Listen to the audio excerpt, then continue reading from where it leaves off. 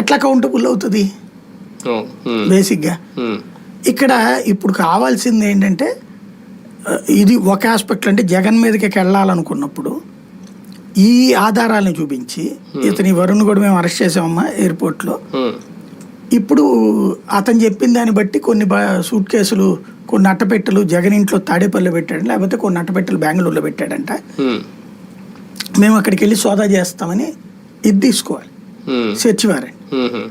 అది ఇలా ఇచ్చిన వెంటనే అక్కడ తెలిసిపోతుంది. అయినా ఇప్పటిదాకా ఆపుంచుకుంటాడు ఒకవేళ జగన్. ఇంకోటి ఇప్పుడు ఫామ్ హౌస్ లోదైనా రాజకేశ్వర రెడ్డి వీళ్ళకి ఇచ్చి అక్కడ పెట్టని చెప్తాడా? ఇష్యూ బిగినవగానే ఇష్యూలు జరుగుతున్నాయని తెలియగానే డబ్బులు ఆడికి చెప్పి నువ్వు అక్కడ పెట్టరా అంటాడా? అడుగు తీసుకుపోతాడు కదా.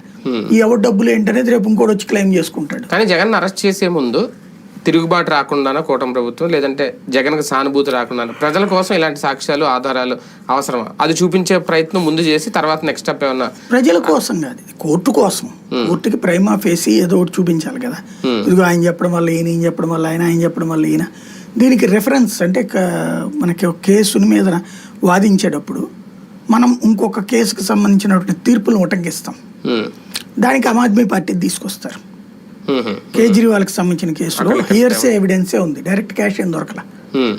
దాన్ని ఇప్పుడు వాడతారు. అసలు ఈ స్కెచ్ అంతా కూడా మేబీ నేను అనుకోవడం లోద్రా టీం తయారు చేసి ఉంటుంది అనుకుంటున్నా.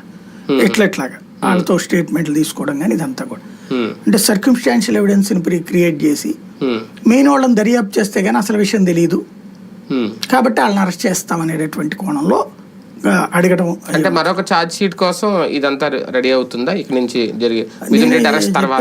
ఓన్లీ ఒకటే, పొలిటికల్ డెసిషన్ ఇస్ ఫైనల్.